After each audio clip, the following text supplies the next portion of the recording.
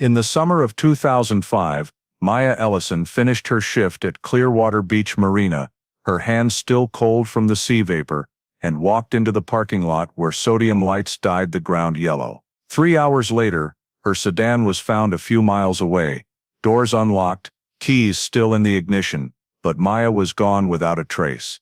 No screams, no witnesses, no signs of leaving voluntarily. The family was told she might just want to be somewhere else to think, that sometimes young people need to disappear for a while. But over 2 decades, every tiny piece of evidence, a bracelet underwater, a silver ring in the mud, an unusual cell tower ping, kept pointing to the same place and the same unanswered question: what happened after Maya's last step away from the marina? Before we dive deeper into the story, don't forget to subscribe to the channel and hit the bell so you don't miss the latest cases. A summer night in Florida is thick with humidity from the Gulf of Mexico, the moisture wrapping the air like an invisible thin mist you feel on your skin. Light from the Clearwater Beach Marina spills onto the water in trembling golden strips, each small wave reflecting into soft curving lines that stretch with the breeze. The sound of boats gently bumping against wooden docks creates a slow rhythm, blending with the loose metallic clinking that rises whenever a wave lifts a hull. The scene is so quiet, you can hear a late bird's wings touch the water far off in the distance. Maya Ellison, 29 years old, stepped out of the marina after a long shift. The yellow lights cast across her face, still carrying traces of exhaustion, but her eyes weren't those of someone just wanting to head home. She held her keys in her right hand, her phone in her left, 2 small objects she gripped like habit. The parking lot stretched out ahead, cars lined up silently, reflecting light in silvery patches on their hoods. Maya walked slowly, step by step, as if rearranging her thoughts, or trying to understand the strange feeling pressing on her shoulders. A breeze off the bay blew in, lifting her hair lightly, carrying the salt sea scent that clung to her skin and clothes, along with the low muffled sound of gentle waves. Mixed in with the wind was the sound of a car driving away on the bridge, tires producing a long drawn-out hum that echoed across the water before fading. No one at the marina registered whether that sound mattered or not, but it existed like a period in the middle of everything still moving. Nearby, a man locking up his locker heard footsteps and glanced over. He saw Maya pause at the road leading out of the marina. The road was dark, with few streetlights, only a couple of old bulbs flickering faintly in the wind. Maya stood motionless for a few seconds, gripping what she held more tightly, her eyes fixed on the darkness ahead. The way she stood suggested calculation, as if weighing something unclear. That moment didn't last long, but it was enough for the witness to feel something off about how she stopped. Maya continued walking, leaving behind the metallic clinking of boats tied to the docks. Her steps quickened as she moved out of the light, her figure shrinking amid overlapping shadows, disappearing as she turned right into the parking area. No one asked where she was going, no one called after her, no one was close enough to catch the fleeting expression on her face. The marina returned to its familiar nighttime sounds, while Maya was no longer in the light for anyone to follow. Many hours passed, and the family didn't see Maya come home as usual. Repeated calls rang and then went silent. No answer, no callback signal. That silence made the house feel heavy, each waiting minute adding another layer of worry. When the unease could no longer be held back, the family decided to contact the police and report that Maya Ellison was missing. The police received the missing person report at a point when the family had already waited too long without receiving any sign of contact from Maya.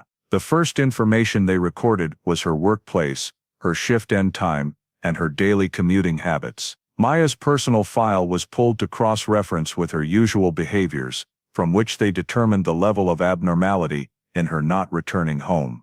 The first thing the investigators did was verify her work schedule on that last day. Everyone at the marina said Maya finished her shift on time and showed no signs of excessive fatigue or conflict with anyone throughout the evening. Investigators arrived at the marina early in the morning, when the first sunlight was still sliding across the water and revealing details that the night had hidden. They spoke with the witnesses who had been present the previous night, starting with the one who had seen Maya pause at the road leading out of the dock. The statement clearly noted that her demeanor didn't look like someone in a hurry to go somewhere. She seemed to be thinking more than preparing to leave the workplace. When asked about her attitude, the witness said Maya didn't appear frightened or angry, just weighed down in her mind, something not usually seen in her. Other co-workers were also interviewed to determine if Maya had had any noteworthy conversations, but everyone described the workday as normal, with no points of conflict. The area around the marina was thoroughly checked. On the damp ground from the dew, investigators looked for signs of movement, or anything unusual. They documented every path leading out of the parking lot, analyzing the directions Maya might have chosen when stepping out of the lit area. The road where the witness saw Maya pause led eastward, where the streetlights were much weaker, making it easy for someone leaving the marina to be obscured.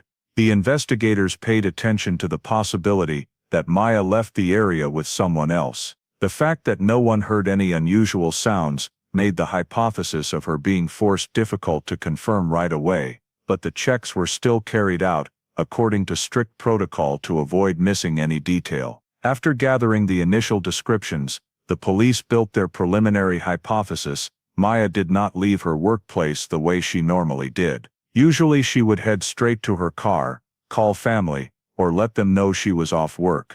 The fact that she stood in the parking lot for a while, didn't leave immediately, and showed no signs of preparing to get in her car, was what made investigators consider the possibility of some unusual factor influencing her decision. Maya's personality profile showed she had no habit of changing her schedule without notifying her family, which made the situation even more concerning. The police began sweeping the range Maya could have traveled in the 30 to 60 minutes after leaving the marina. This time frame was considered critical because it was the window in which most missing persons cases could establish an initial direction. Investigators divided the area into concentric circles of radius, from close to far, noting places Maya might have gone if she left the marina by personal vehicle or on foot. Even so, traces on the paths were very few, because the night dew and sea breeze had erased footprints, forcing them to rely more heavily on witness statements and Maya's routines.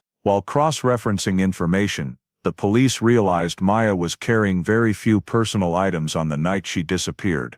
Her phone and keys were in her hands when she left work, but common items like a large purse did not appear when comparing statements from co-workers. The fact that she was only carrying 2 small objects suggested Maya had no intention of going far, or being gone long. This shifted the investigation's focus in a different direction. Instead of assuming she left the marina on her own to go somewhere, the emphasis turned to the question of whether she intended to meet someone in the short time right after her shift ended. The investigators returned to the parking area and the wooden docks to recheck every nook and cranny, because the darkness the previous night might have hidden important signs. They recorded every small detail, a vague engine sound, wind direction, the level of moisture on the ground. Every piece of information was examined to find clues about which direction and how Maya had left the marina. Everything led to a common conclusion: her disappearance did not carry the appearance of someone voluntarily abandoning their everyday life. Maya vanished in a way that raised big questions about what happened in the short time after she left the golden lights of the boat dock. The search was expanded along the routes Maya might have taken, and after a short time of sweeping, the police discovered her Honda Accord, parked a few miles northeast of the marina. The car was in a location that didn't match the usual direction. Maya chose to go home. It wasn't a road she had ever used, and it wasn't near any familiar place tied to her daily routines. This position was completely off from every schedule described by her family and co-workers, causing the investigators to pause longer and observe every detail with extra caution. The first thing that caught attention was that the car doors were unlocked. The vehicle was left slightly ajar, as if the driver had left in a hurry or didn't have time to double-check. The keys were still in the ignition, the interior lights dimmed because the battery had gradually weakened after many hours. It was clear Maya didn't have the habit of leaving her car in that state. Her loved ones all confirmed she was very meticulous about locking the car, even if she was only stepping away for a moment. This detail made investigators consider the possibility that Maya didn't leave the car of her own accord, or that she was dealing with something that caused her to lose focus. While observing the surroundings, the police found no signs of any struggle inside the car. The seats weren't shifted, the dashboard wasn't scratched, the airbags hadn't deployed, the windows weren't broken. Everything inside the car was in its usual position. However, the normalcy of the interior stood in complete contrast to the illogical parking location. Maya had no reason to stop there. It wasn't a spot with a nice view, not near any store, not a rest stop, and certainly not a place anyone would choose to pull over late at night. It raised the question of whether the driver had actually stopped there by choice. When examining the surrounding area, forensics discovered 2 shoe prints in the sandy soil that didn't match the size of Maya's shoes as described by her family. An unfamiliar tire track also appeared a few meters from the car, with the curve of the tread showing that the other vehicle had turned around before leaving. Soil samples from the tire impression on the asphalt surface indicated a type of rubber different from Maya's tires. These details made the area around the Honda Accord one of the first key focal points that needed thorough analysis. The presence of another vehicle and unidentified shoe prints drew more attention to the hypothesis that Maya left with someone. Inside the car, all her personal items were still there. Maya's wallet was neatly placed in the glove compartment, her phone was on the passenger side floor with the battery completely dead, and her thin jacket was still draped over the back of the seat as usual. There was no sign she had prepared to leave for an extended period. Her belongings were left so completely that it almost described a situation interrupted abruptly. All of it reinforced the conclusion that Maya had no plan to leave the car of her own volition. When cross-referencing the facts, investigators considered the possibility that Maya left the car in one of 2 states, voluntarily or being led away. If voluntarily, she would have left at least minimal signs of preparation or deviated from her consistent habit of locking the car. If being led away, the situation would have needed to happen in a short enough window to avoid disturbing the interior. There was no direct evidence pointing to either direction, and the absence of struggle marks meant the police couldn't confidently say which was more likely. The investigators noted a series of details about the car's position, the level of light, wind direction, and the condition of the surrounding road surface to determine whether the car had been abandoned there for a long time, or had just been parked. Maya's tires hadn't sunk deeply into the ground, indicating the car hadn't been there long. The hood surface was still slightly warm when discovered, proving the engine had stopped running not too long before. This indicated that whatever happened to Maya occurred in a short time frame, and the car had likely been used to travel some distance before being left behind. It couldn't be determined how Maya left the car. The lack of direct traces made every small detail crucial, from the car's location, the unlocked state, the unfamiliar shoe prints, to the presence of a lighthouse model in the glove compartment. Everything formed a picture full of contradictions. Even so, it all led to one common conclusion: the reason Maya stopped the car here didn't stem from her habits or familiar desires. The car became the starting point for a new chain of questions, shifting the disappearance from a worrying loss of contact to a situation with increasingly clear signs of something abnormal. When the forensics team began examining the Honda Accord, every step was carried out meticulously, with every surface inside the cabin inspected closely under strong lighting to look for signs that didn't belong to Maya. During the sample collection process, the technicians discovered a hair fiber lying on the edge of the passenger seat. This hair was shorter in length than Maya's, and its color didn't match any description provided by the family. The fact that it was in a position outside Maya's usual daily contact area indicated that someone unknown had been present inside the car. Forensics carefully collected the sample and preserved it in a specialized evidence tube for further analysis. In the front glove compartment, a small white and blue object was found. It was a lighthouse model about the size of a fist, made of hard plastic, with the base slightly worn from friction. The family confirmed Maya did not own this item, and her co-workers said they had never seen her carry anything similar during any shift. The lighthouse model was a common souvenir sold at many beachside shops, and its presence in the car drew the investigators' attention to the possibility that Maya or someone else had come into contact with a location near the coast before the car ended up where it was found. The area under the car floor, where dust and dirt from shoes and the road accumulated, showed a thin layer of sticky mud clinging to the edge of the mat near the driver's seat. Upon close inspection, the technicians noticed that the color and texture of this mud layer didn't match the soil type on the road where the car was parked. The mud was darker, stickier, and carried the distinctive smell of damp lowland forest soil. The sample was collected for comparison with areas of similar geology in the Clearwater region. The fact that the mud didn't match the surrounding environment indicated the car had passed through somewhere else before being left in its current position. The dashboard, steering wheel and door handles were dusted for fingerprints. The prints that developed on the plastic and metal surfaces weren't clear enough for comparison. Some prints were distorted in shape, most likely due to contact with moist or sweaty hands, which blurred the ridge details. Although identification through fingerprints wasn't possible, the results still held value in ruling out the possibility that someone had worn gloves. There were no signs that the surfaces had been thoroughly wiped with chemicals or cloths, which allowed forensics to continue analyzing on the assumption that whoever touched the car hadn't deliberately tried to erase traces. Maya's personal items were in their familiar positions,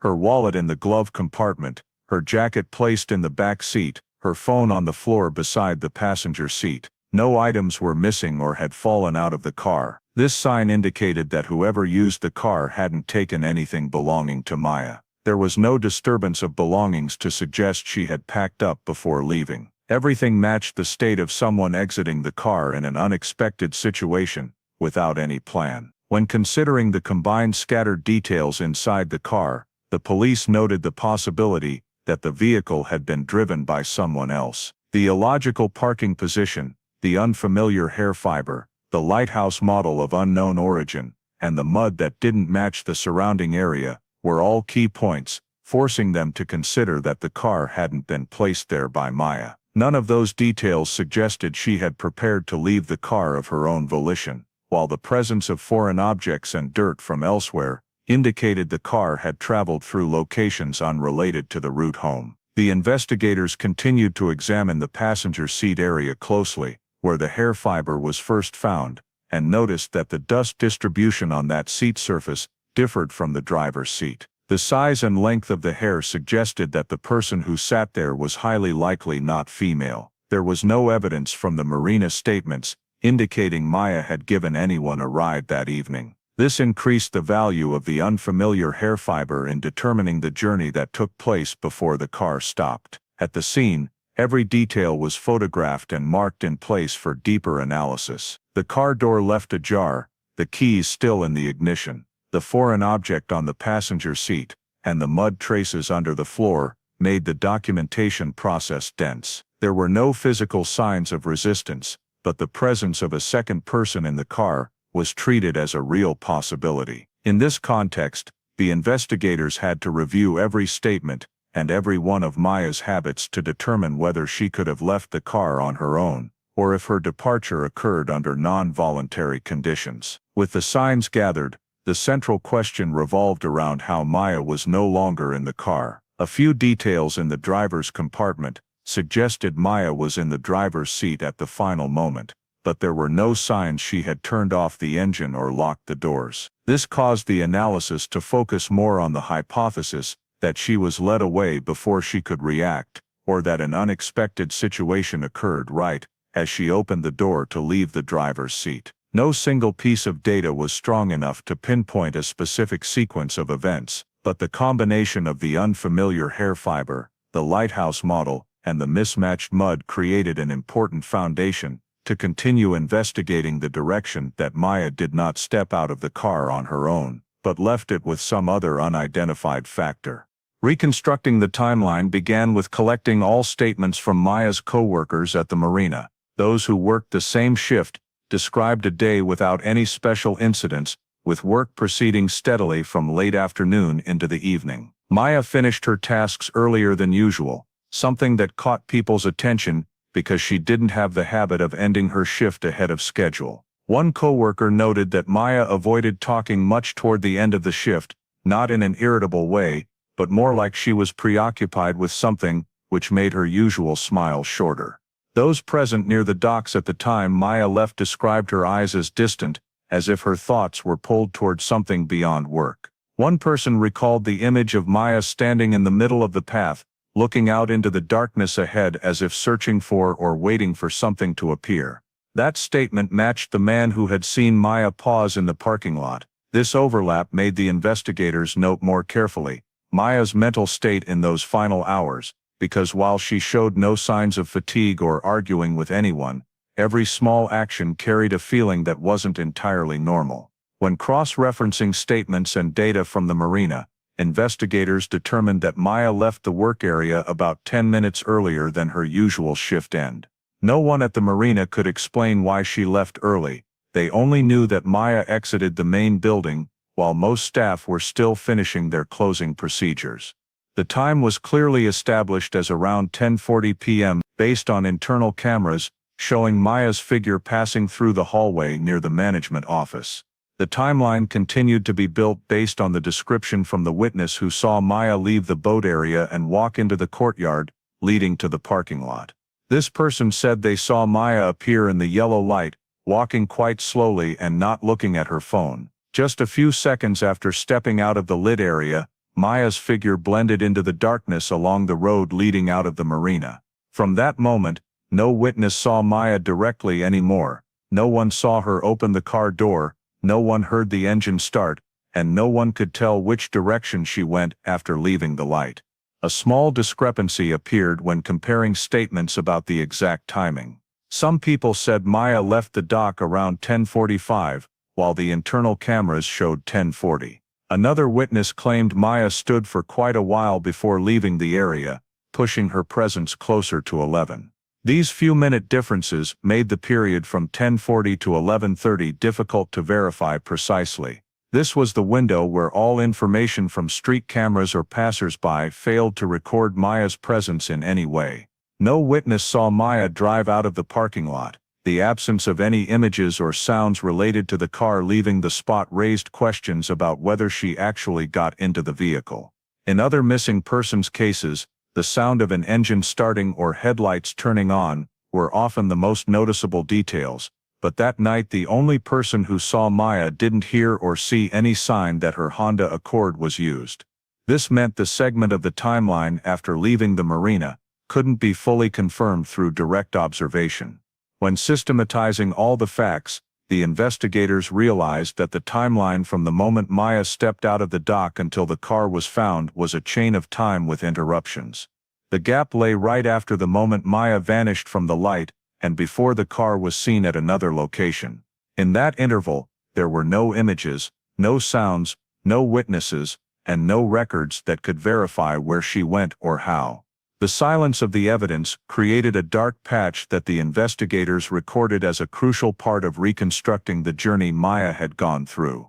This period sat on the boundary between what was known and what was completely unverifiable by the sources collected. The lack of any direct witness seeing Maya get into the car or leave the marina meant all assumptions had to rely on the physical evidence found in the car and its parking location afterward. The time from 10:40 to 11:30 became an empty segment where every detail needed analysis to understand what happened after Maya's figure disappeared from the parking lot. After completing the initial timeline and identifying the unverifiable time window, the investigators focused on the three people who had the closest interactions with Maya on the day she disappeared. This list included Maya's ex-boyfriend Travis Mullen, her co-worker Owen Briggs, and a boat renter named Adam Loring. These were the individuals present at the marina area, or who had direct contact with Maya in the closest time frame before she left. Travis Mullen was the first to be questioned. His relationship with Maya had lasted for a while, and ended just a few months before she vanished. In the interview, Travis stated that he did not meet Maya at all that day, and had spent the evening alone at home.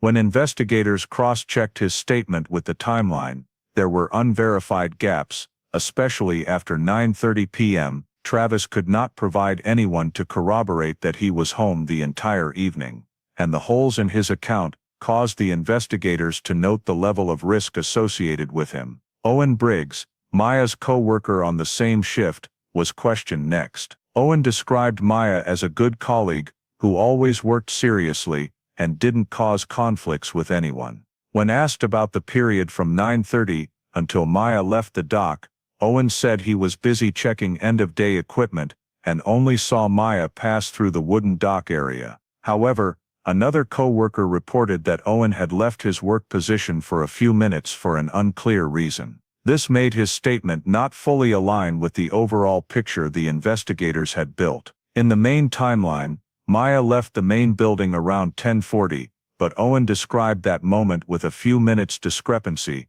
creating a new area of doubt. The third person was Adam Loring, a private boat renter at the marina on Maya's last day. Adam said he returned the boat and left immediately, without seeing Maya while wrapping up his rental. When asked to recount the time he left the dock, Adam gave a time frame that didn't match the statement from another dock employee who said they saw Adam still standing near the equipment area around 9:45. These small time discrepancies made Adam's statement unable to be considered in perfect alignment with the timeline being constructed.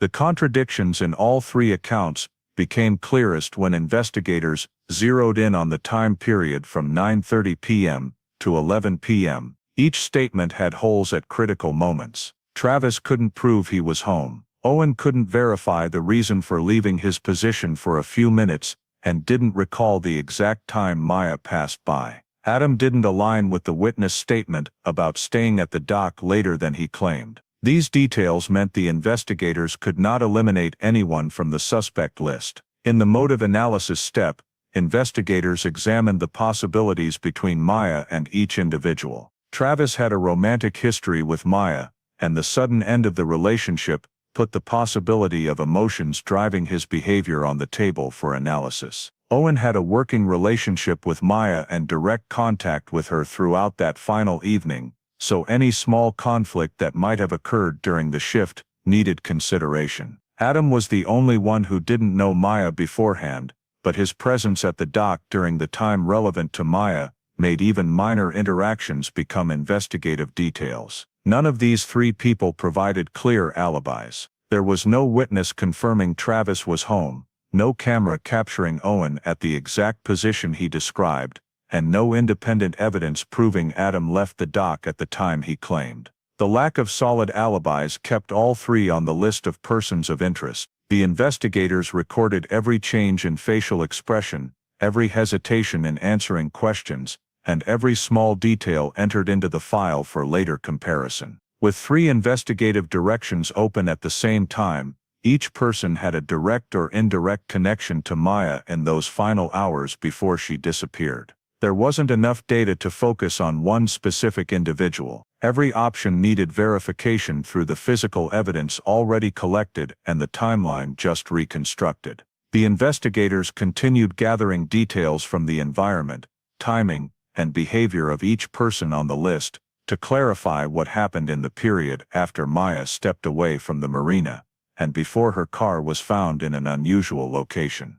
Determining the three parallel lines of suspicion required the investigative team to expand the search area to regions where Maya might have been taken during the unverifiable time window. Old Tampa Bay and Brooker Creek Preserve were selected as the two primary focus zones because they fell within the radius close to where the Honda Accord was discovered. These areas featured diverse terrain, including mudflats, reeds, trails, and swamps, making access and trace detection require significant manpower and support equipment. The search teams were divided into groups, using small boats, underwater detection gear, and K9 units to sweep each section. The first few hours were mainly spent documenting terrain features and identifying safe access points. The water in Old Tampa Bay was dark, with sunlight almost completely reflected back by the heavy silt layer, severely limiting visibility underwater. Upon reaching the edge of the swamp at Brooker Creek, the search team discovered a small object lying on a patch of reeds that had been pushed aside by the wind. It was a thin metal bracelet, silver in color, exactly the style Maya typically wore to work. The bracelet showed very light wear on the inner edge, consistent with descriptions of an item Maya wore daily. There were no major scratches or bends, indicating it had fallen to the ground rather than been torn off forcefully. This discovery caused the swamp edge area to be cordoned off as the primary search zone. The search team staked out the area, photographed it, and collected the item following proper preservation protocols. The bracelet did not prove any criminal act on its own, but in the context of Maya's disappearance, and her car being found far from her usual route home, the presence of a personal item at the swamp edge carried special significance in reconstructing her journey. While the evidence collection team documented the find, another group continued surveying the trail leading into the deeper forest. There, they observed tire tracks still impressed in the damp soil. The tire tracks were wider than Maya's tires, with a tread pattern that did not match the rubber on her Honda Accord. The tracks showed the vehicle had entered the forest heading northwest, then made a slight loop around a slope, before turning back. The depth of the impressions in the soil indicated it had moved, while the ground was still soft, likely during the night Maya disappeared or shortly afterward. Investigators photographed the tread pattern samples, marked the locations, and used measuring tools to record the tire width and track depth. This allowed them to cross-reference with lists of vehicles registered in the area. Discovering unrelated tire tracks in this location was a significant factor, as such a strange vehicle appearing in a zone rarely active at night was unusual. At Brooker Creek, vehicles were only used for ranger patrols or official duties, but the relevant authorities confirmed they had not passed through that area on the evening Maya vanished. In parallel, the K9 team began checking the trail leading from the swamp edge deeper into the forest.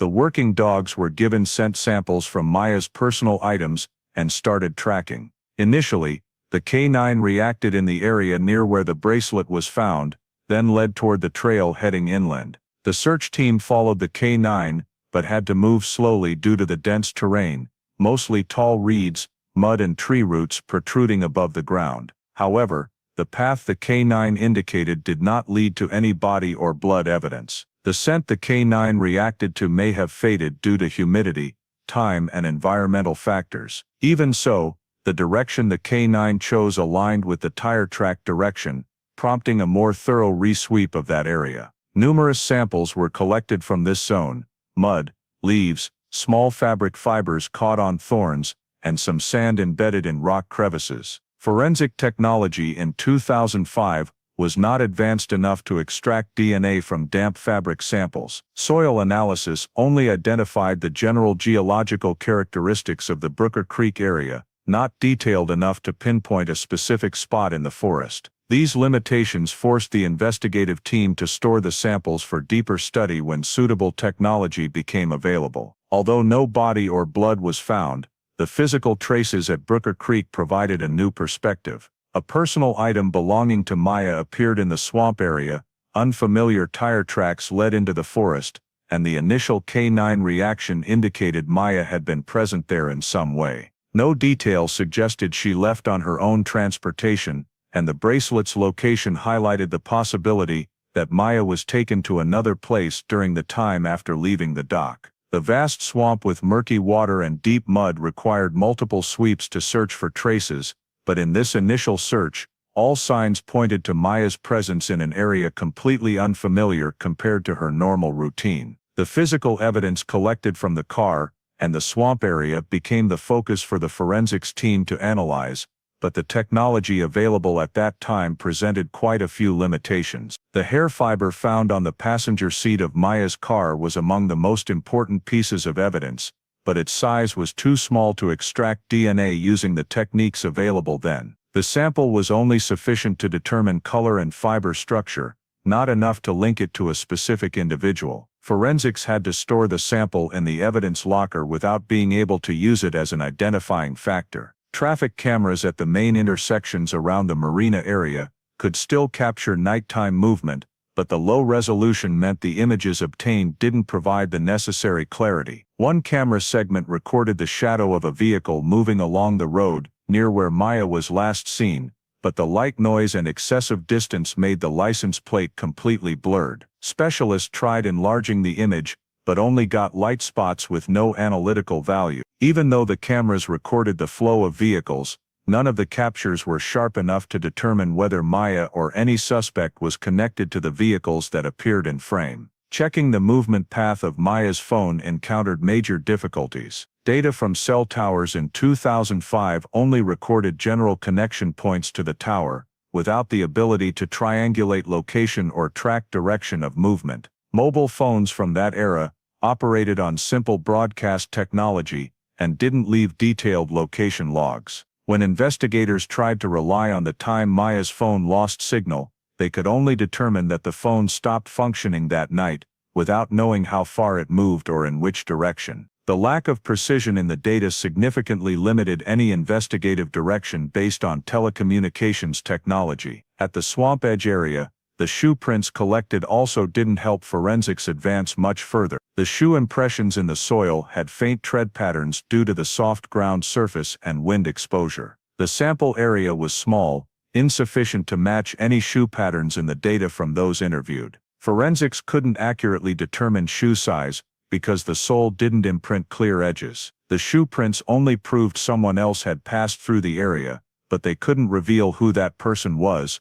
or how they related to Maya. During the collection of witness statements around the marina area, some reports weren't given full attention. One person reported hearing a loud sound like a car door slamming shut while Maya was leaving the boat area, but since there was no accompanying physical evidence, this report was ranked lower than other information. Another person said they saw two figures standing near the parking lot around the time Maya left, but because they couldn't describe any specific features, this report was classified as unverifiable. Fragmented, detail-lacking accounts always exist in any case, but in this one, the lack of supporting evidence meant they weren't prioritized for analysis. The limitations of forensic technology at that time were clearly evident when compared to the volume of evidence collected. Each piece carried a small portion of information, but there was no tool powerful enough to connect them into a complete picture. The hair fiber couldn't identify its owner. The cameras couldn't recognize license plates or signs. Cell signal tracking devices didn't reveal travel routes. The shoe prints weren't distinctive enough for comparison. Witness reports lacked supporting evidence. The investigative work was documented in reports showing the team of investigators trying to analyze each element within the capabilities of the available technology. The evidence was photographed, preserved, numbered, and categorized according to proper protocol, but the number of unanswered questions kept growing. The fact that every lead stopped at cannot be determined caused the pace of the investigation to slow considerably. With DNA analysis not yet sophisticated enough, the ability to reconstruct the journey using tech data still limited, and camera images providing no support, progress was narrowed. The final forensics analysis notes recorded a conclusion that all the physical evidence collected only described the presence of an unknown factor, but didn't identify who that factor was or what happened after Maya left the lights of the marina. The accumulation of unanswered questions caused the progress to slow gradually, and the investigation moved into a phase that relied more heavily on human information rather than technology. The final days of 2005 saw numerous efforts by investigative and forensics teams to analyze every collected sample, but no detail was strong enough to create a breakthrough. The file clearly stated that the lack of decisive physical evidence prevented the case from meeting the threshold required to expand into a criminal investigation involving violence. The absence of a body, no signs of assault found in the car, and the inability to verify a second vehicle or person meant the file didn't have sufficient evidence to change its legal classification. The investigative force was forced to classify the case under suspicious circumstances missing persons. The category missing under suspicious circumstances was attached to Maya Ellison's file. This classification is for cases showing signs inconsistent with voluntary departure, but without evidence confirming a crime. Investigators added notes that the abandoned car's location, foreign items in the cabin, and personal belongings found in the swamp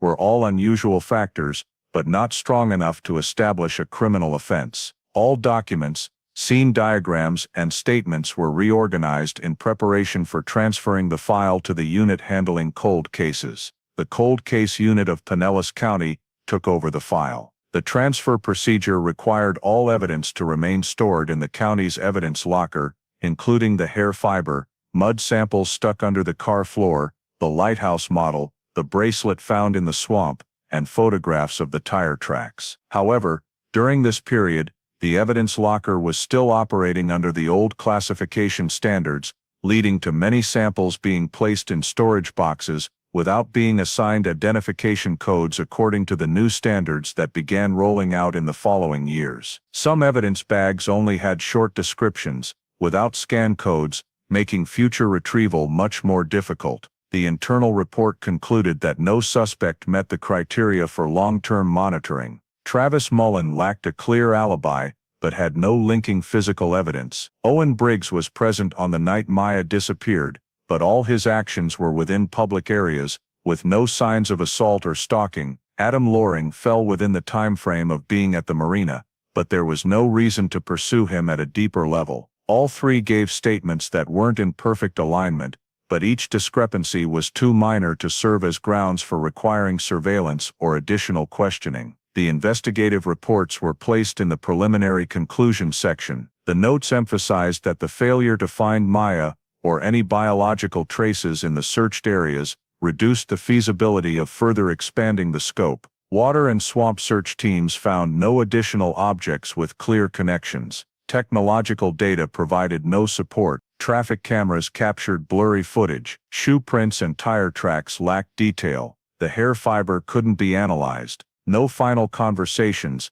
calls or messages helped reconstruct Maya's direction of travel. The cold case unit conducted a re-evaluation of each piece of evidence before closing the file, but no part changed the conclusion. The final report stated that the foreign items appearing in the car and at the swamp were important factors, but couldn't prove a direct connection to any individual. When the evidence couldn't be linked in a chain, the case was placed in suspended investigation status at low priority. Administrative procedures were completed by sealing all evidence and placing the file on the cold case storage shelf, with a case number assigned in order of receipt. This was one of the missing persons files closed without any conclusion about the victim's status. The lack of data meant no one could determine the level of danger, nor could the file be transferred to a criminal investigation under county standards. From that point onward, any new information could only be added if a new witness came forward or evidence was resubmitted for analysis under modern forensic standards.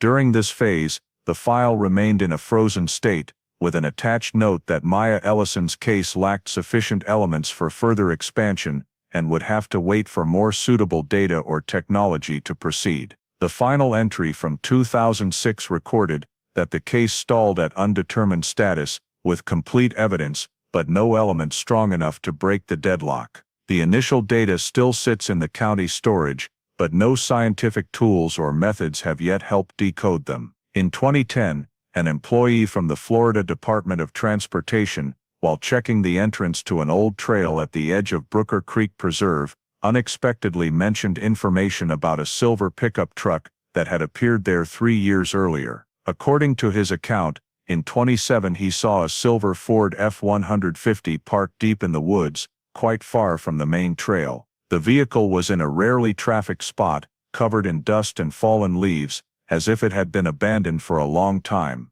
At the time, no one connected it to the disappearance, because the case was already suspended, but the 2010 note drew investigators' attention because the location where the truck appeared was close to the original search area by police in 2005. The information was rechecked by pulling the vehicle's registration history. The license plate number the F. employee remembered wasn't complete, but he recalled part of the character sequence and distinctive features of a decal still stuck on the rear window. Investigators tried cross-referencing with the list of silver F-150s registered between 2005 and 2007 in Pinellas County. In that list appeared the name of Owen Briggs, the co-worker who had worked the same shift with Maya on her last day. The match in timing, location and vehicle type prompted investigators to reopen Owen's vehicle ownership records. The registration records showed Owen purchased the F-150 in 2004.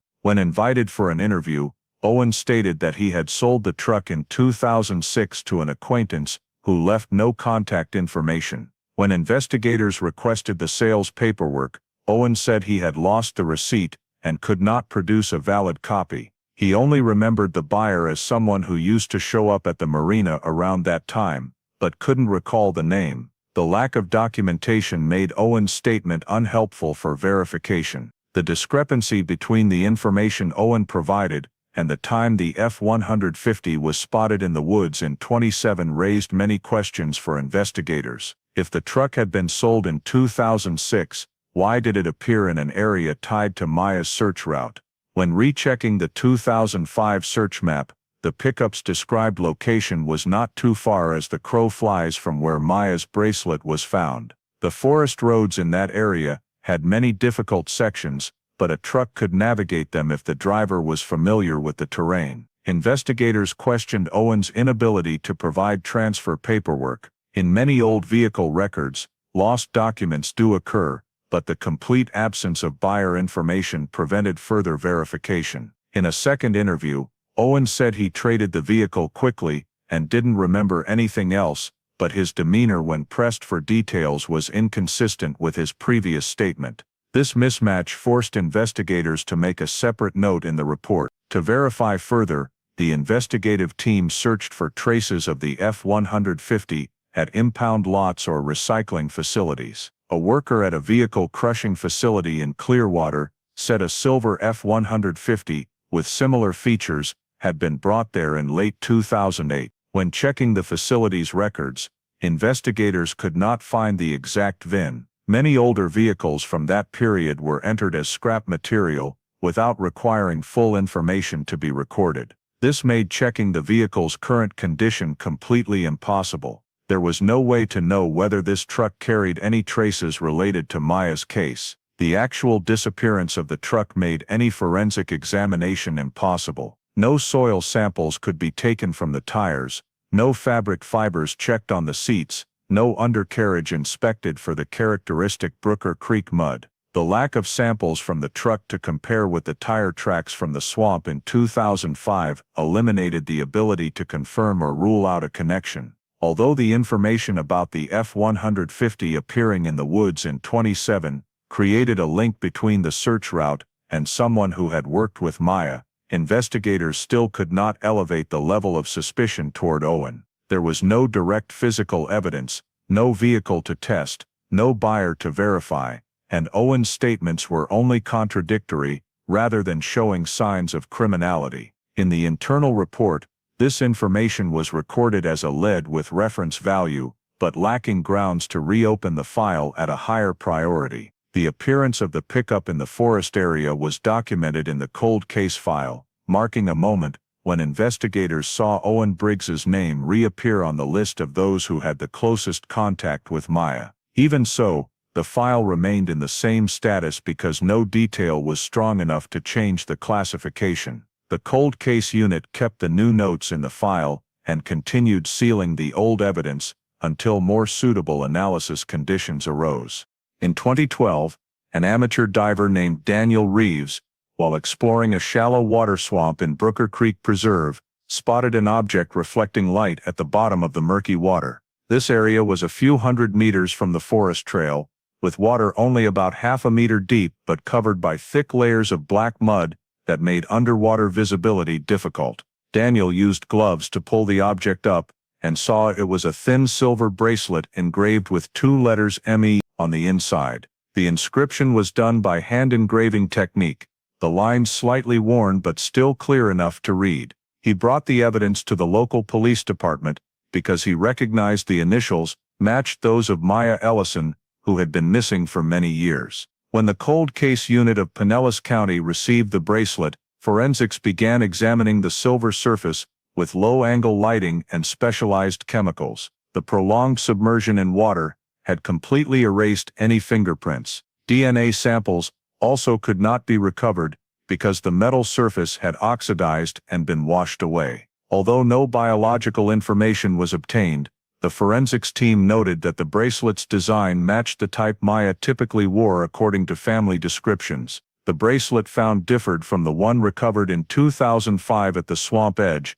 indicating Maya owned more than one piece of jewelry like this. The most notable detail was the discovery location. When Daniel guided them to the spot, investigators used GPS to mark the coordinates and realized it aligned with the reconstructed movement path on the internal map from 2005. This direction extended from the swamp edge, through the forest trail, and into the seasonally flooded water area, where the bracelet had just been found. This data added a new link to the zone previously swept by K9 units in the early phase. The discovery of jewelry underwater prompted investigators to consider the possibility that the victim had been brought to this area. The shallow swamp, with dense tree roots, decaying leaves, and thick mud, provided conditions for a small object to fall to the surface and then be buried without drawing attention during the initial searches. Although the exact time the bracelet fell into the water could not be determined, its presence suggested Maya had been near this area around the time she disappeared. The cold case unit updated the new find in the file. The evidence was assigned a code and stored according to the unit's new forensic standards, placed in a moisture-proof bag and archived under the recovered 2012 category. However, the case file could not be reactivated. The bracelet provided no identifying information, contained no DNA, and did not point to any specific individual. The only data point was the coincidence between the engraved initials and the range where Maya's belongings had previously appeared. Investigators re-examined the Brooker Creek map and noticed that all evidence related to Maya was concentrated in the northeast section. The bracelet recovered in 2005, the unidentified tire tracks, and the silver bracelet engraved ME from 2012 shared locations within the same terrain band. Notes about this area were added to the file, marking Brooker Creek as the zone with the highest level of relevance among known evidence. In the final content summary before re-archiving, investigators noted that the 2012 discovery was not sufficient to reopen the file, but was regarded as a valuable addition to the evidence map. The bracelet carried Maya's personal mark, appeared in what had been a primary search route, and lay within the same band where other objects belonging to her were found. Although forensic limitations prevented in-depth analysis, the evidence still became an important geographic marker for the unresolved disappearance. In 2015, Georgia police reported an arrest involving a man listed in Pinellas County's cold case files, Travis Mullen, Maya's ex-boyfriend. According to the arrest report, Travis was involved in a domestic violence incident in Cobb County after a conflict with his then-girlfriend. The report described threatening behavior, financial control, and restricting the victim's communication. The report was forwarded to Florida under the Standard Information Sharing Protocol between federal and state agencies. When Travis's name surfaced, the cold case unit immediately cross-referenced his file. In the cross-reference, investigators noted a prominent pattern of behavior in Travis's relationships. Several indicators in the Georgia report matched the controlling style that some of Maya's acquaintances had mentioned back in 2005. Some accounts painted a picture of Travis frequently monitoring Maya through messages, questioning her when she came home late, and showing irritability in minor arguments. Even though the relationship had ended by that time, these traits became noteworthy when placed alongside the new file from Georgia. However, there was no direct evidence connecting Travis's behavior in Georgia to Maya's disappearance. The violence incident was within a new relationship, and the witnesses and victim had no connection to Maya. No physical evidence or statements referenced the 2005 events. Nevertheless, the arrest report detailed behaviors that went beyond normal, including threatening tone and loss of control during emotional conflicts. These descriptions prompted the cold case unit investigators to re-evaluate Travis's importance in the final hours before Maya vanished. After receiving the information, Florida police reviewed all of Travis's statements from the disappearance case. In the original report, Travis said he was home all night and did not meet Maya. The time frame he provided fluctuated around after 9:30 p.m. until midnight, but there were no witnesses or documents to confirm it.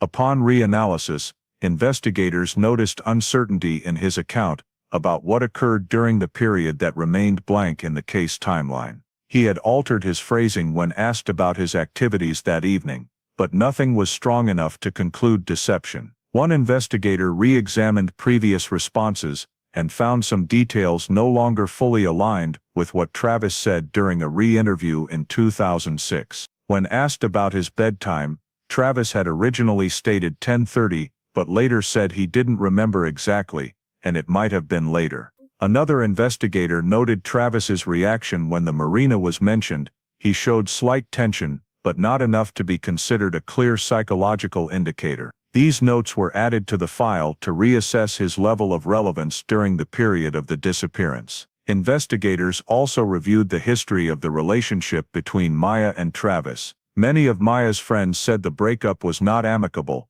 with several arguments in the final weeks before the split. Maya had told one coworker that she felt Travis was often controlling and uncomfortable when she spent time with others. These details were not considered evidence at the time, but when cross-referenced with the 2015 violence file, they fit into the section for evaluating potential motive. In the file analysis, investigators recorded that Travis had never been fully eliminated from the list of persons of interest. The Georgia violence report only reinforced that he exhibited a certain pattern of behavior in intimate relationships. The overlap between these traits and the previously strained relationship with Maya did not create a legal conclusion, but helped identify him as someone who should be revisited if the file were reopened in the future. Travis was placed back on the list of suspects requiring review without changing the case classification. The cold case unit noted that all information from Georgia would be preserved with Maya Ellison's file for future cross-referencing as needed. The investigators completed the supplement by confirming that the 2015 arrest report did not provide sufficient grounds to initiate a criminal investigation, but it was enough to ensure Travis was not removed from the list of individuals potentially connected during cold case file reviews. In 2023, the Florida Department of Law Enforcement launched a statewide program to review cold case files. This was a large-scale effort to cross-reference old data with new forensic technology, including artificial intelligence for aggregated data analysis, advanced image recognition systems, and evidence comparison software. As thousands of files were entered into the system, the data scanning algorithm began identifying anomalies in the information structure of individual cases. Among the files processed for analysis, Maya Ellison's disappearance case was flagged by the system due to a high level of inconsistency. The algorithm detected discrepancies in how evidence locations were recorded, inconsistencies in witness statement descriptions, and the fact that key pieces of evidence had not been reclassified according to forensic standards from later years. Many data fields in the 2005 file were entered manually and did not align when the system compared them to similar case templates. This pushed Maya's file up the priority list for review. FDLE aggregated 3 major leads that had been under-evaluated in 2005. The hair fiber in Maya's car was noted, but could not be analyzed at the time. The silver pickup reported by the FDOT employee was documented but not deeply considered because the case had already been closed. The silver bracelet engraved with ME, found in 2012, was archived without cross-comparison to other evidence. When artificial intelligence connected these 3 data points to the same geographic area of Brooker Creek, the case stood out prominently among the state's cold case listings. After reviewing the reports compiled by the system, FDLE decided to place Maya Ellison's disappearance into the category for manual analysis. This decision marked the moment the file was reopened after 18 years in cold case storage. The dedicated oversight unit transferred all remaining evidence from Pinellas County to the FDLE Forensic Office in Tallahassee for re-examination. The old evidence was removed from storage boxes, reclassified with new codes, and tagged with identification chips to support the analysis steps. The newly assigned investigative team reread every interview transcript from the early days of Maya's disappearance. Dialogues between investigators and Travis Mullen, between investigators and Owen Briggs, along with statements from Adam Loring, were examined line by line. Portions of statements once considered minor inconsistencies were now tagged for cross-referencing with old traffic camera data, movement maps, and in-car evidence. The team also re-examined maps of the forest and swamp areas, remarking locations where the 2005 bracelet and the 2012 silver bracelet were found. During the review of the old file, FDLE investigators noticed that much of the 2005 evidence had not been classified under modern standards. Several important pieces were stored together in the same box without independent retrieval codes. Reclassification allowed each sample to be separated, including tiny ones like soil dust adhering to the car floor mat. Each sample was coded and entered into modern forensic analysis programs, including mineral analysis, microfiber structure identification, and DNA extraction from the degraded hair fiber sample. The new investigative team assessed the potential for this case to be resolved using current forensic technology. They noted that although the hair fiber was small, there was still a chance to extract DNA using next-generation molecular amplification techniques. The silver bracelet could be scanned for microscopic traces remaining in the engraved grooves. Mud samples could match soil from a specific small area within Brooker Creek, helping pinpoint a more precise location. Reanalyzing old camera footage with image enhancement technology also allowed recovery of details previously invisible. The case reopening process was fully documented in FDLE reports. All information was categorized by priority level,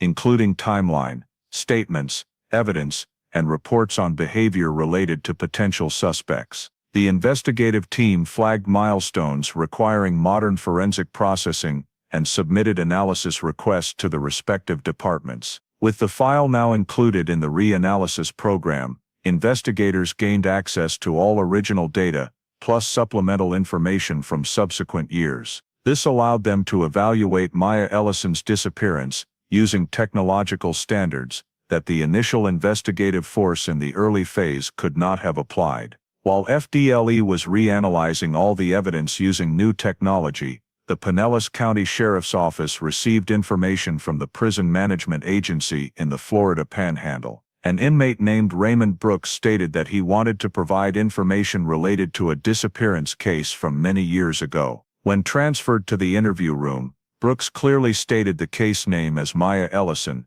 and he mentioned Owen Briggs as someone who had said things that didn't sit right. Brooks reported that a few years earlier, while Owen was in temporary custody for a minor administrative violation, the two shared the same common area. During a conversation, Owen talked about an incident that happened with a woman in the wooded area near Clearwater. Brooks described how Owen spoke not in a direct confession style, but his tone carried a mix of fear and regret. Owen mentioned not intending to, and everything happened too fast. Brooks said he hadn't understood the matter until he saw Maya's name on a cold case list distributed in the prison's inmate education program. What particularly caught the investigators' attention was Brooks's description of the incident location. He recounted that Owen had mentioned a damp area with shallow water, a small trail, and tall reeds that almost blocked the view entirely. When investigators cross-referenced this description with the map of Brooker Creek Preserve, the features matched perfectly with the spot where Maya's bracelet was found in 2005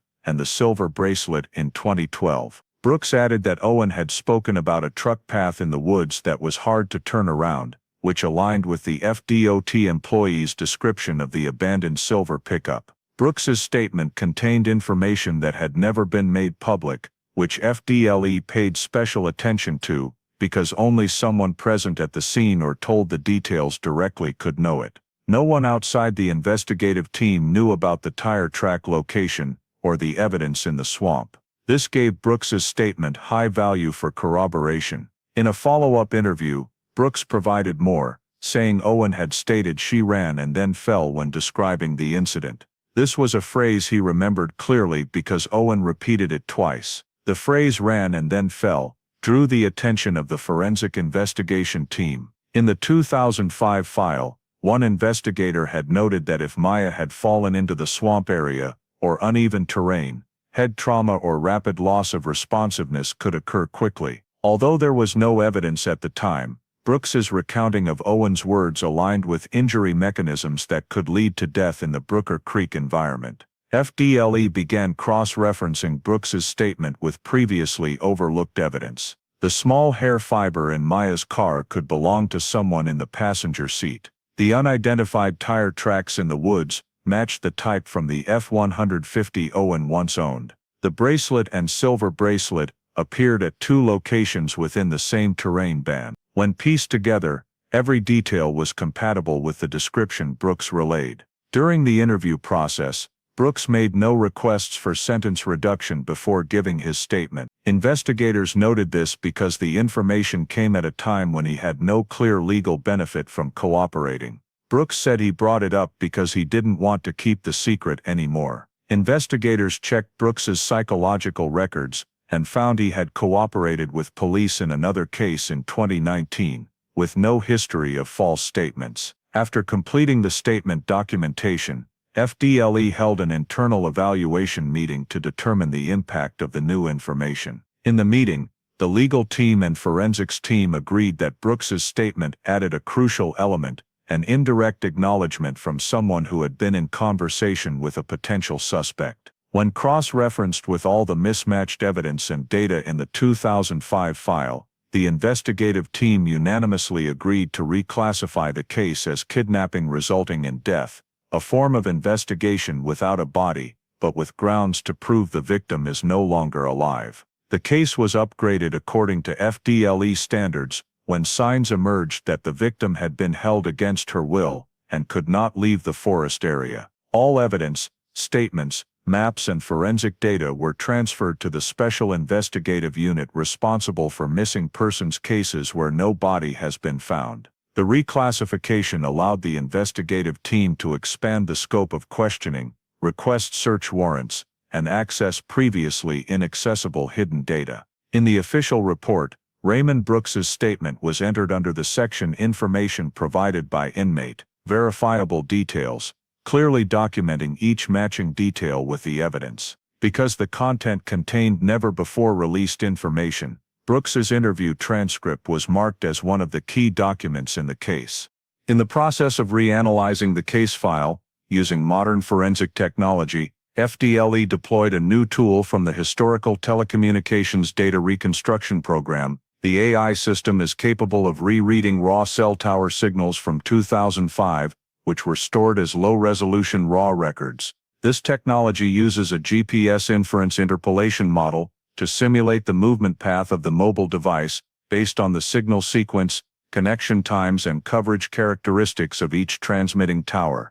Data from Maya's phone on the night she disappeared was input into the system. The records show the phone connecting to a chain of towers, heading northeast starting from the time it left the area near Clearwater Beach Marina. The analysis results clearly state that Maya's phone did not remain stationary after 10:40 p.m. The AI determined that the simulated signal movement path extended along the route, leading to the construction site where Owen Briggs once worked part-time. This site is located near the edge of Brooker Creek Preserve, not far from where the bracelet and silver ring were found. The AI model simulation shows Maya's phone signal oscillating between 2 towers in short cycles, consistent with the device being in a moving vehicle. Around the period after 11 p.m., the signal suddenly cut off completely. When cross-referencing the coverage coordinates, at the moment the signal was lost, FDLE noted that this location was right next to the seasonal flooded area of Brooker Creek,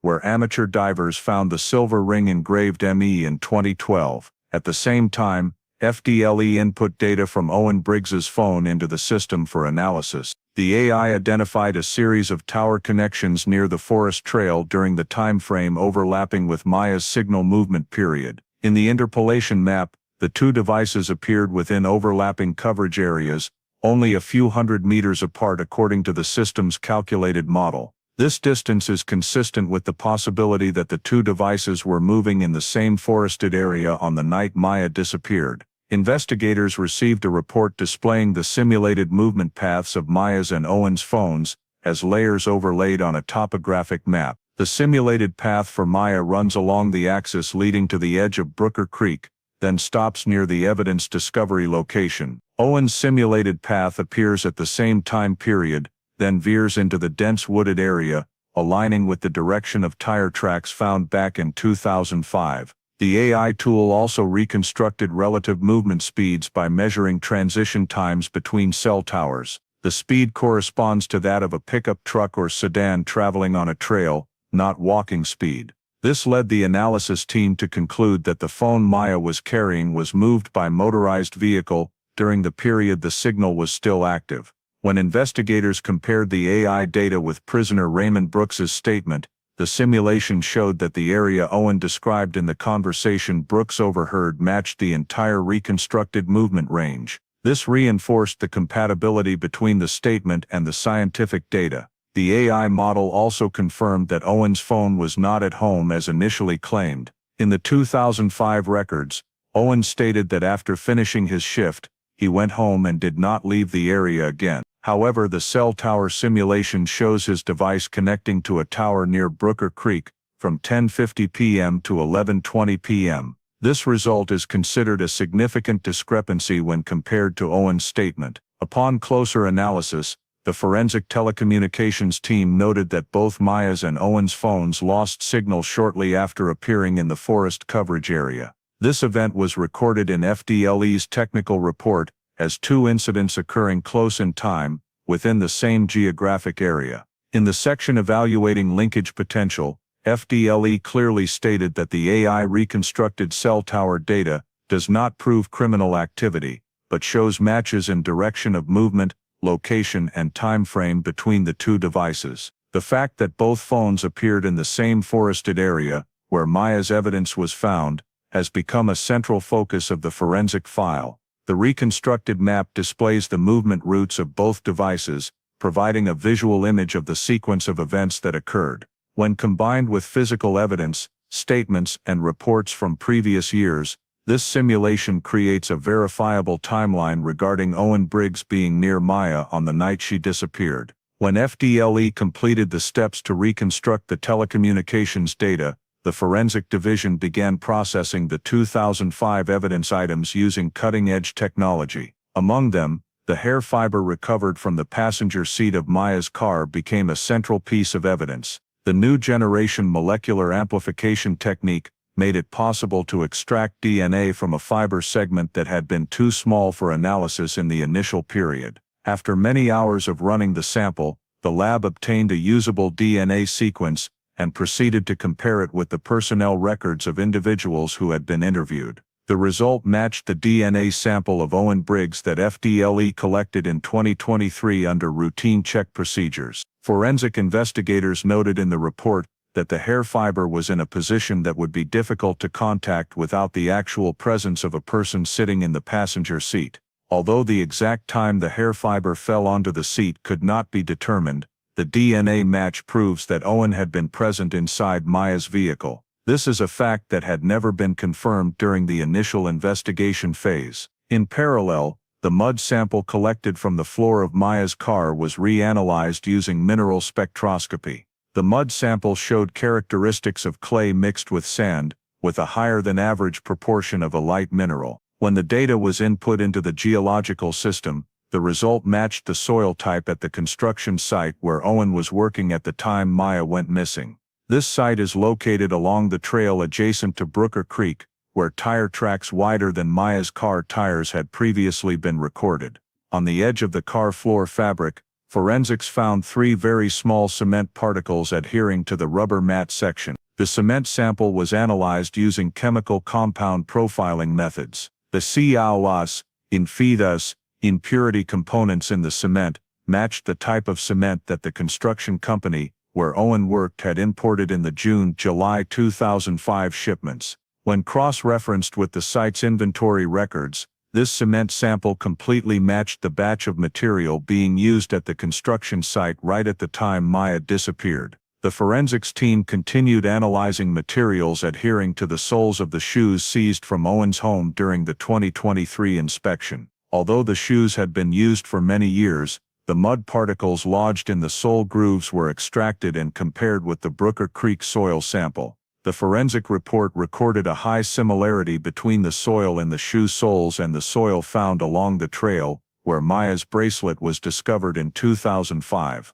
Based on the sequence of materials adhering to Maya's car, cement, soil, and hair fiber, forensics constructed a possible movement reconstruction model. In this model, Maya's car was driven into the area near the construction site, where the soil and cement types matched the evidence. Owen's hair fiber inside the car strengthens the possibility that he was present in Maya's vehicle compartment at some point before the car was abandoned. Forensics also reconstructed possible conditions that could lead to injury in the Brooker Creek environment. Technical reports indicate that the terrain in the area features many low mounds, exposed roots, small slopes, and muddy patches. When a person is running or being dragged through this area, the likelihood of slipping, falling, and striking hard surfaces is very high.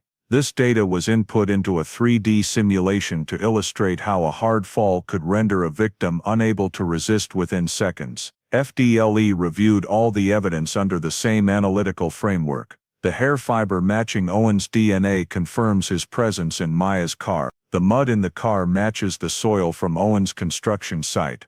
The cement on the car mat matches the site's material batch at the time of the disappearance. The material sequence in Owen's shoes matches Brooker Creek soil. Maya's and Owen's phone signals overlapped in the forested area. All physical evidence, from microscopic materials to DNA analysis, was placed on the table in a comparison chart format. When piecing the facts together in the chronological order of the evidence, Owen Briggs's name stands out strongly in the forensic file. Investigators noted that the continuous chain of evidence links Owen to Maya's car, to the construction site where the matching mud and cement appeared, and to the location where Maya's belongings were found. The 2025 forensic report concludes in its technical description section that Owen Briggs has become the #1 suspect based on the synthesis of physical evidence, not on statements or speculative factors.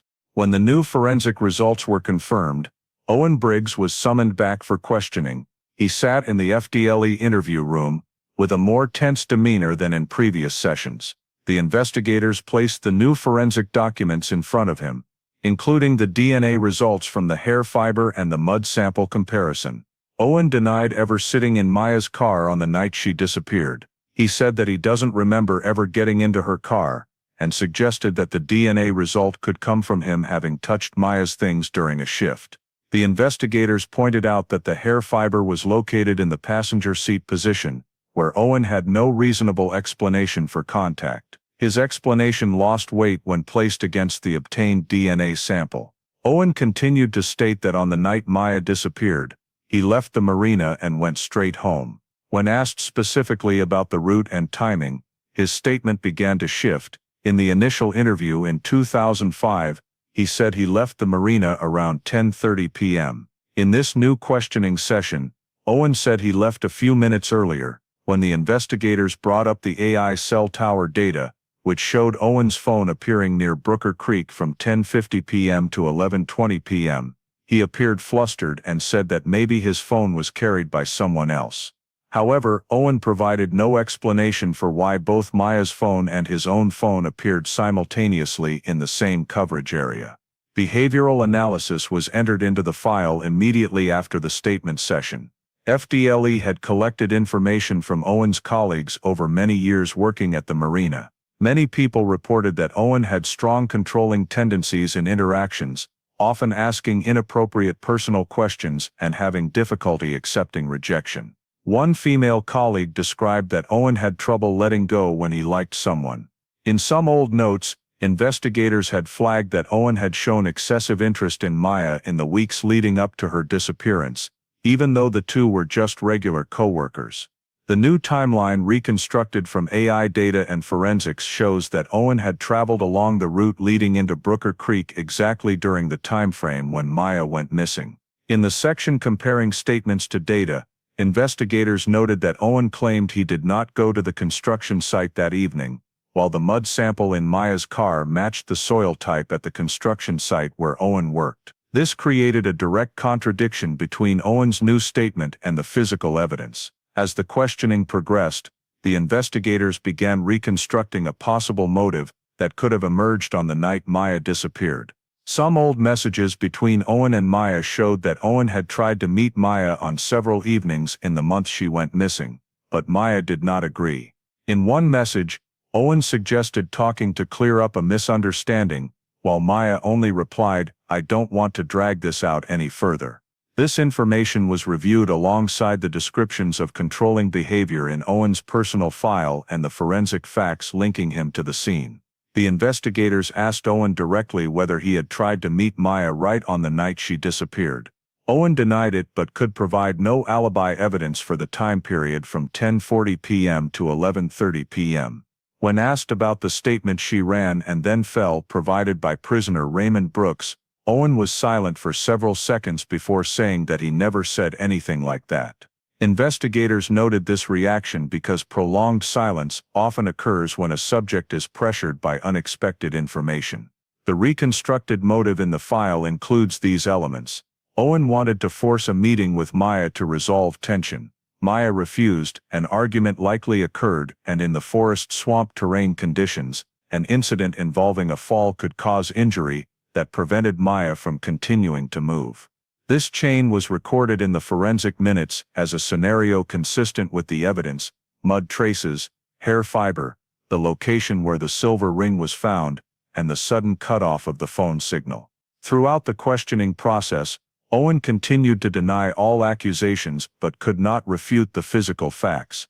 He said that his phone's appearance in the forest was something he couldn't remember, and he could not explain why his DNA sample was in Maya's car. The investigators showed Owen the printed AI route simulation, but he just shook his head and said, "I don't know anything about this." The investigators assessed Owen's reactions as tense, disorganized, and inconsistent with his previous statements.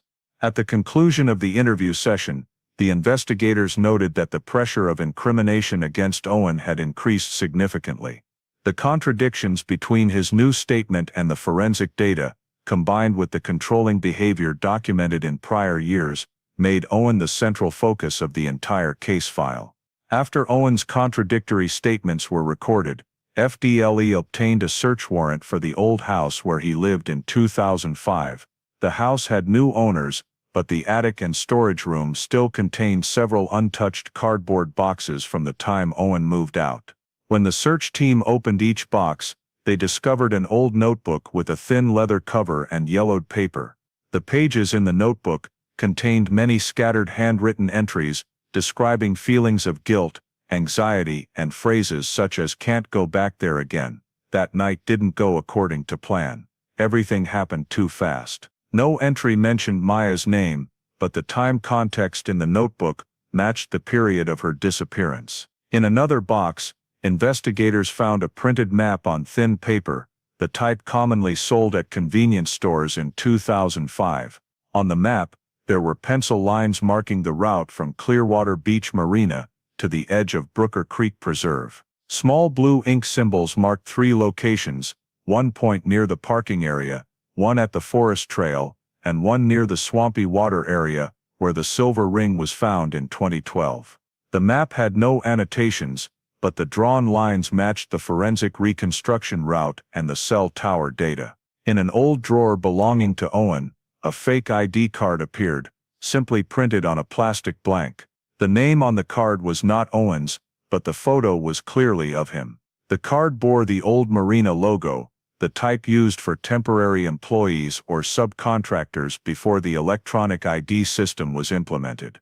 This led the investigation unit to note that Owen may have used this card to access certain marina areas outside official working hours.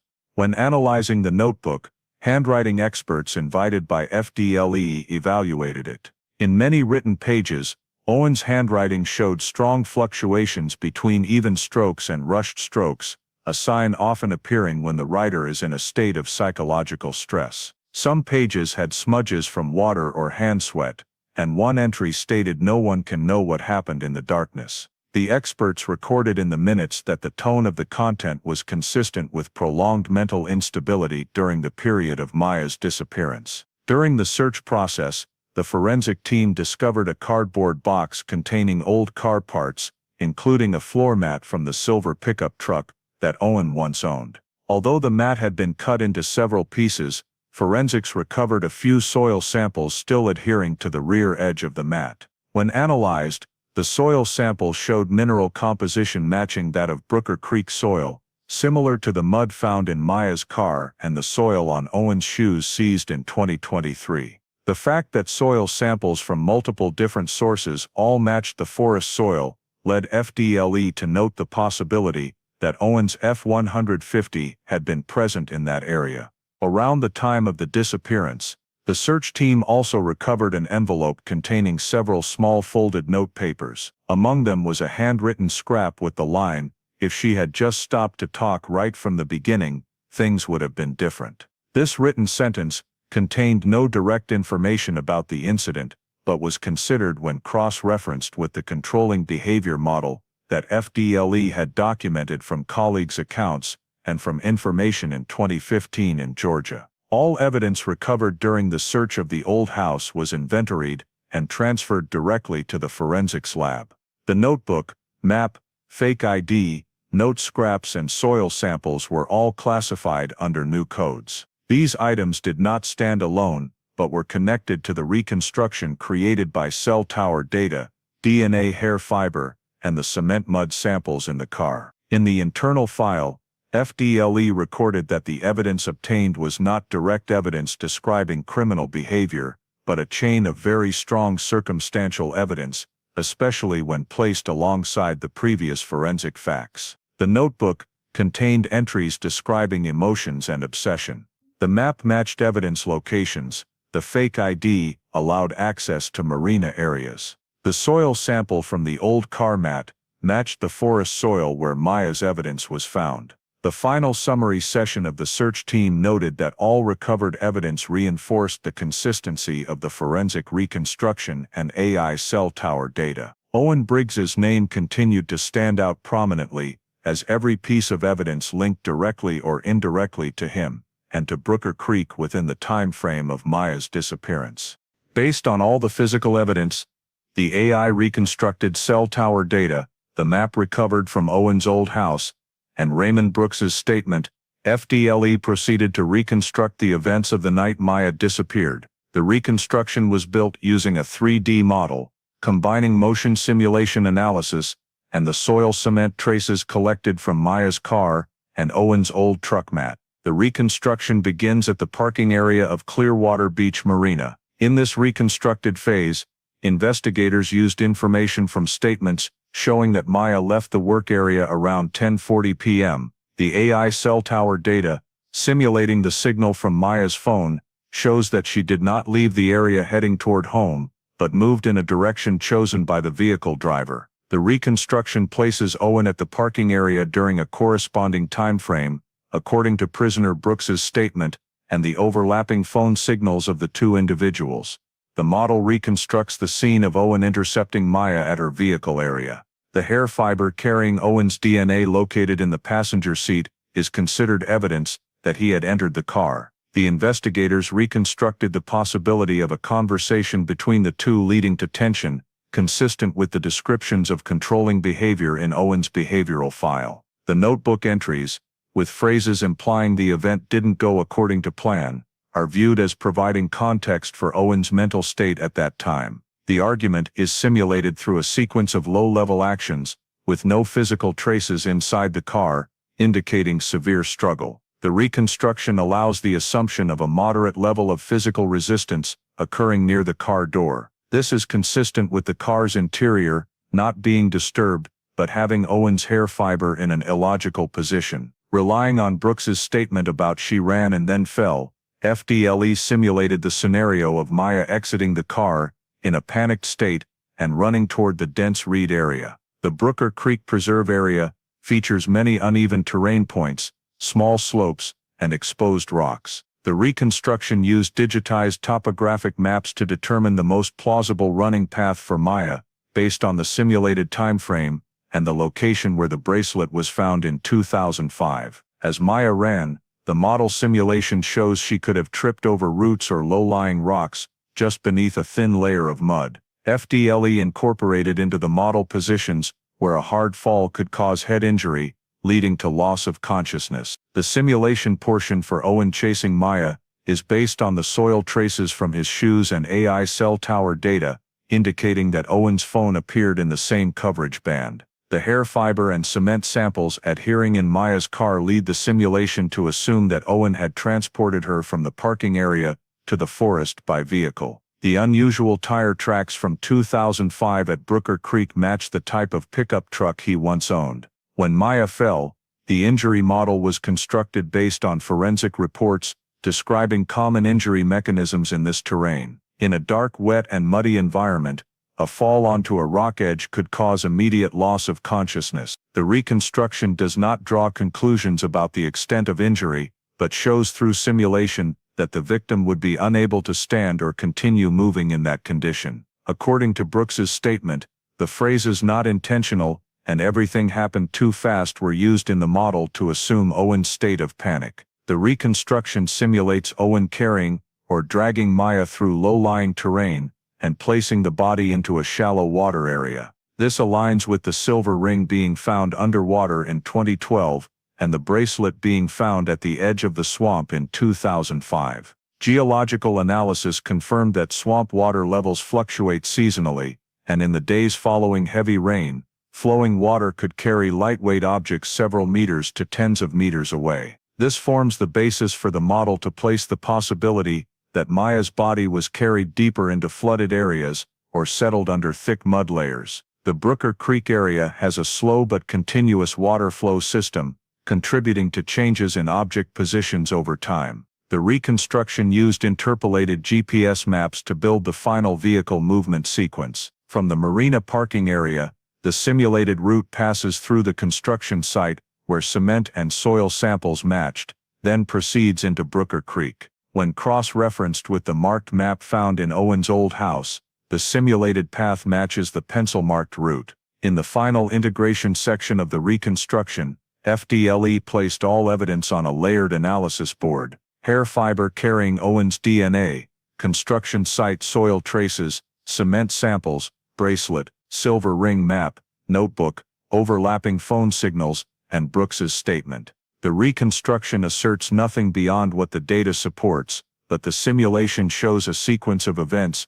consistent with all physical evidence. The simulated sequence was printed as a technical report and filed into the investigation record. This serves as an important basis for presentation during the prosecution phase, as the reconstruction provides forensic grounds to describe the events of the night Maya disappeared, in a sequence supported by data. At the Pinellas County Courthouse, the courtroom was packed when the prosecutor began presenting the chain of technical evidence compiled by FDLE over nearly 2 years of continuous investigation. The first piece of evidence presented to the jury was the DNA analysis result from the hair fiber recovered in 2005. The prosecutor displayed an enlarged photo of the hair fiber on the screen, then continued by showing the DNA comparison chart between the evidence sample and Owen Briggs's sample. The forensic report clearly stated that the match ratio reached a very high level, ruling out the possibility of random coincidence.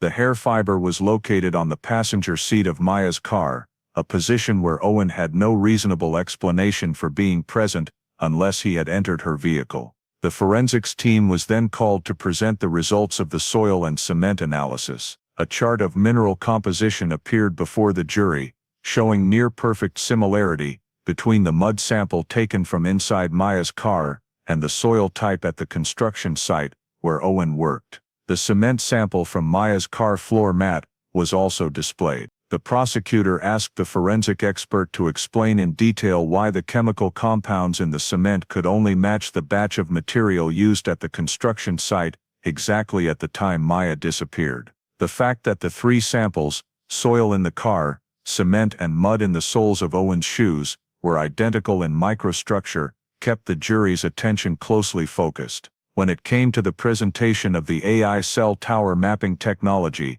the prosecutor brought up on the screen the reconstructed map of the movement paths of Maya's and Owen's phones on the night of the incident. The connection points between the 2 phones were marked with overlapping coverage areas. The telecommunications expert explained that this map was not a prediction, but an interpolation from the raw 2005 cell tower data, processed by specialized software. The simulated paths showed that both phones appeared in the Brooker Creek area during the same time frame.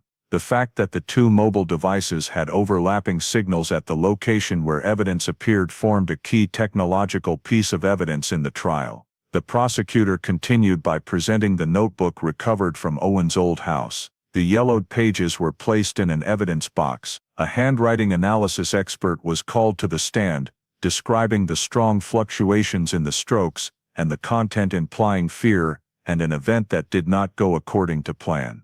The expert emphasized that the entries fell exactly during the period of Maya's disappearance, consistent with the unstable state that many witnesses had described about Owen at that time. The jury was shown the paper map with marked routes from the marina to Brooker Creek. When the prosecutor presented this map, many people in the courtroom could not hide their reactions. The marked points on the map matched the evidence locations from 2005 and 2012. The lead investigator presented each marked location and cross-referenced it with forensic data, describing how this route aligned with the reconstruction. Prisoner Raymond Brooks's statement was introduced in court via a video recording of the official interview. The prosecutor asked the multi-layer verification expert about the authenticity of the statement.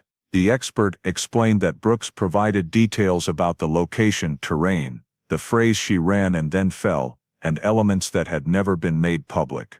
The fact that he accurately described the Brooker Creek terrain structure, a place not easy to visualize unless heard from someone involved, led to the statement being assessed as consistent and credible. Owen's defense attorney objected and argued that the case had no body, therefore it could not prove the victim was dead. The prosecutor countered by presenting the 3D forensic reconstruction. The reconstruction depicted Maya running from the car, tripping and falling in rough terrain, losing consciousness, and being dragged to the swamp. Forensic experts explained that in an environment like Brooker Creek, a body could be buried under deep mud layers or carried into seasonal flooded areas, making searches ineffective despite multiple sweeps that had been conducted. The defense attorney tried to question the possibility that Maya left on her own. The prosecutor rebutted by pointing out Owen's hair fiber in the passenger seat, construction site mud in Maya's car, cement matching the time of disappearance, Owen's and Maya's mobile devices moving in the same direction, the notebook and the marked route map, the silver ring and bracelet appearing at two separate points within Brooker Creek. The jury was asked to review the entire evidence comparison chart. Each piece of forensic data, each sequence from AI mapping to the suspect's behavior, each statement over the years was presented individually and then combined. No single piece of evidence stood alone, each had corresponding technical or witness support. When the presentation concluded, the court instructed the jury to retire for deliberation. After many hours of discussion, the jury returned to the courtroom with a verdict. The jury foreperson stood and announced, "Guilty of the charge of kidnapping resulting in death and guilty of tampering with evidence." The judge read the sentence after considering the severity of the conduct, the prolonged duration of the disappearance, and the impact on the victim's family. The court sentenced Owen Briggs to 60 years in prison, consisting of 50 years for the charge of kidnapping resulting in death and 10 years for tampering with evidence. Owen was led away immediately after the sentence was pronounced, concluding a trial that had lasted many days with the full presence of the forensic file, modern technology, and carefully verified testimony. After the trial concluded, the Florida Department of Law Enforcement issued an official statement closing the Maya Ellison case file. The document, circulated internally and released to the media, emphasized that the case had been fully resolved legally, with the sentence for Owen Briggs based on forensic evidence and reconstruction. FDLE affirmed that the file was closed after 20 years from the day Maya disappeared, marking one of the longest investigations in Pinellas County history. In the internal report released immediately following the statement, FDLE listed 5 major errors from the initial handling phase in 2005.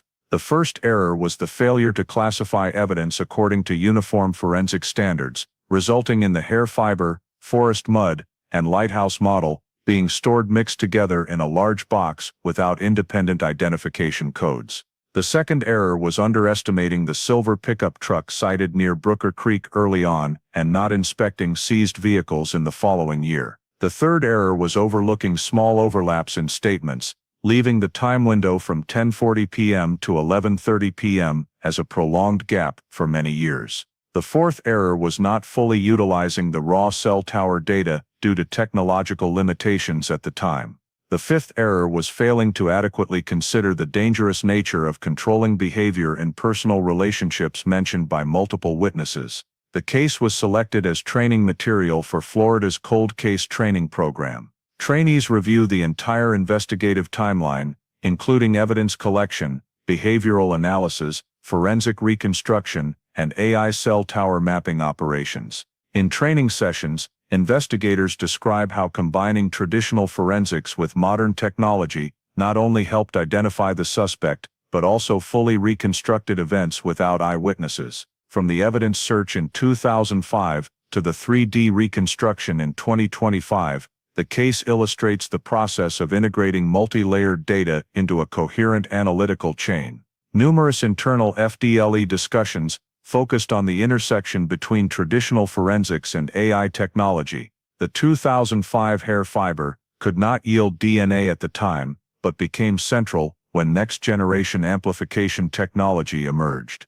The 2005 forest mud sample was only described by color, but when compared via mineral spectroscopy in 2024, it matched Owen's construction site soil. AI cell tower mapping provided a simulation based on raw data that seemed useless 2 decades earlier. The notebook, map and fake ID served as bridges between behavior and physical evidence, processed by forensics using layered methods. In the final summary report, FDLEL affirmed this as a representative no-body conviction in Florida. The conviction was achieved without recovering a body, relying on the strength of the evidence chain, DNA, soil cement, bracelet and silver ring locations, reconstruction from cell tower data, and suspect behavior. The prosecution presented that the absence of a body did not diminish the strength of the evidence when all related items aligned in a unified sequence. The Maya Ellison file was closed with a final note in the case resolution section: justice was served without dependence on finding the body. The independent evidence chain confirms the victim died during forced movement. The document was signed and confirmed by the FDLE director and archived in the state records as one of the longest cases yet reaching a clear conclusion. Closing the file ended a 2-decade process in which traditional forensics, witness statements, telecommunications data, and AI technology combined to decode details no one witnessed on the night Maya disappeared. FDLE acknowledged the contributions of hundreds of investigators, analysts, and forensic technicians who handled each piece of evidence to complete the final picture and bring the case to a legal conclusion. The story of Maya Ellison is not just a journey to solve a 20-year disappearance, it also sheds light on very real issues in today's American life. The incident began on an ordinary night at Clearwater Beach Marina, where Maya stepped into the parking lot and vanished into thick fog, a setting that could occur in any coastal city. Her being stalked and forced into a meeting by someone she knew reminds us that controlling violence in relationships, even when not visibly obvious, still silently threatens millions of American women each year. The notebook entries from Owen, "Not according to plan, everything happened too fast," accurately reflect the dangerous mindset of controlling individuals who always believe they have the right to decide others' emotions and boundaries. This is a reminder that any stalking, forced meetings, or monitoring of ex-partners must be seen as early warning signs. The story also highlights the role of community and technological systems in protecting safety. The initial failures of 2005, the unanalyzed hair fiber, overlooked silver pickup, undervalued cell tower data, are a clear lesson. A small detail can save a life, if examined in time. America today relies heavily on technology, and the Maya case shows that technology only delivers value when paired with human caution, follow-up, and responsibility. Advice for everyone: trust your intuition when you feel watched or controlled, report unusual behavior early, and if you are a witness, share information even if it seems minor. For agencies, the story underscores the importance of proper evidence storage and never dismissing any signal in the first hours of a disappearance. Justice in the Maya case was achieved through persistence and technology, but the most important lesson is that prevention remains society's strongest shield. If you're interested in stories where justice is found after many years of silence, like the Maya Ellison case, Please hit subscribe to the channel so you don't miss any investigative journeys. Thank you for watching, and see you in the next video, where we continue to explore cases that seemed lost to oblivion, but were ultimately brought to light.